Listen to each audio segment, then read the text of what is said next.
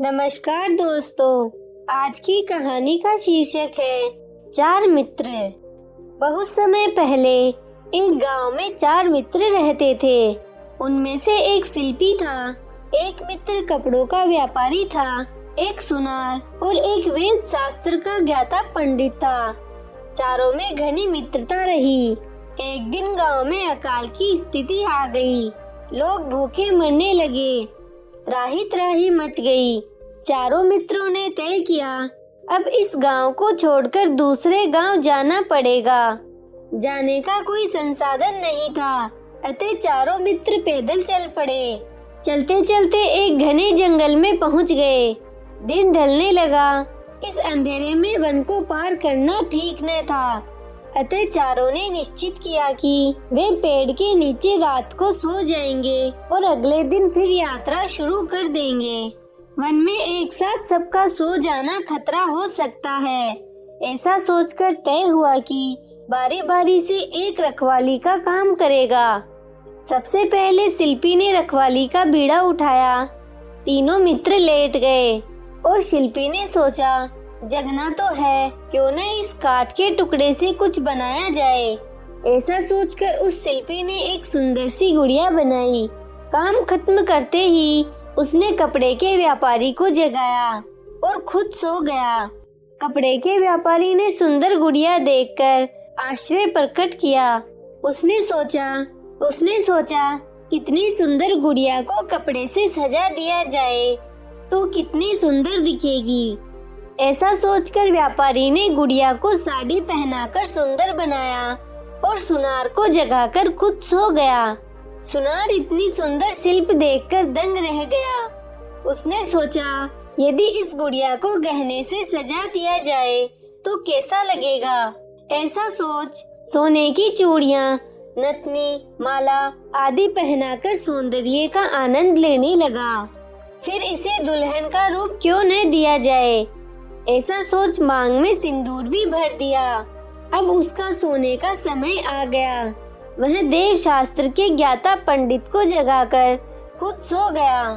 पंडित ने अपने सामने एक खूबसूरत दुल्हन स्वरूप गुड़िया को देखकर आश्चर्य प्रकट किया। यदि इस प्यारी सी दुल्हन में प्राण भर दिए जाएं, तो कैसा रहेगा। ऐसा सोच ब्राह्मण पंडित वहीं आंख बंद करके बैठ गया और मंत्र जाप करने लगा।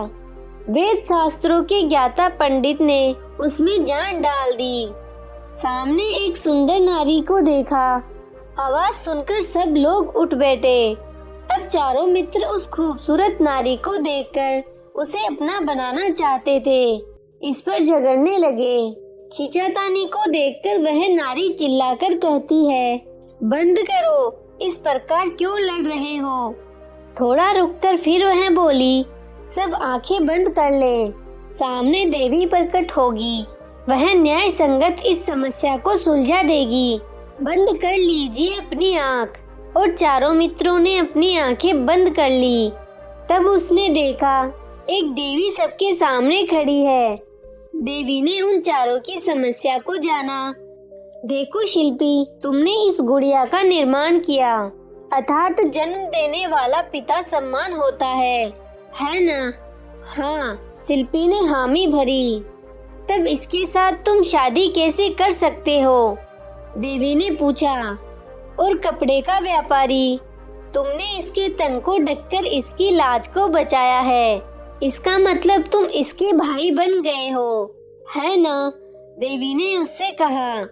बीच में पंडित वेद शास्त्र के ज्ञाता टपक पड़े और गर्व से कहने लगे, हाँ देवी, मैंने ही इसको जीवन दान दिया है, जीवित करके। बड़े गर्व के साथ उसने कहा।